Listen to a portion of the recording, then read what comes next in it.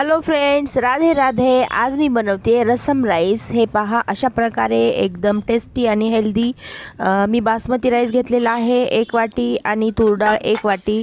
हे मस्तपैकी धुवून घ्यायचे आपल्याला आणि आपण नॉर्मल भातासाठी पाणी टाकतो त्यापेक्षा जास्त पाणी टाकून हे कुकर लावून घ्यायचे आपल्याला. एका कढईमध्ये तेल घ्यायचे 2 ते 3 चमचे. त्यानंतर हे असा जाडसर लसूण टाकून घ्यायचं आपल्याला. त्यामध्ये थोडंसं जिरं, त्यानंतर हा कांदा, आपण उभा चिरलेला कांदा असा फ्राय करून घ्यायचा आपल्याला.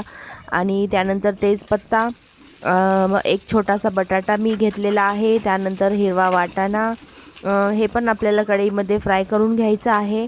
आणि हे फ्राय झाल्यावर आपल्याला यामध्ये 2 टोमॅटो टाकायचे आहेत. हे पण आपल्याला फ्राय करून घ्यायचे आहे. चवीपुरतं मीठ टाकायचं आहे. हळद थोडीशी घ्यायची आहे. कोथिंबीर थोडीशी. कलर अगदी सुंदर आला आहे, तुम्ही बघू शकता. आणि सांबार मसाला मी घेतलेला आहे. लाल तिखट पावडर घेतलेली आहे 1 चमचा. आणि हा आपला भात रेडी झालेला आहे. हे पहा, हे फ्राय झालेलं याच्यामध्ये मिक्स केलेलं आहे.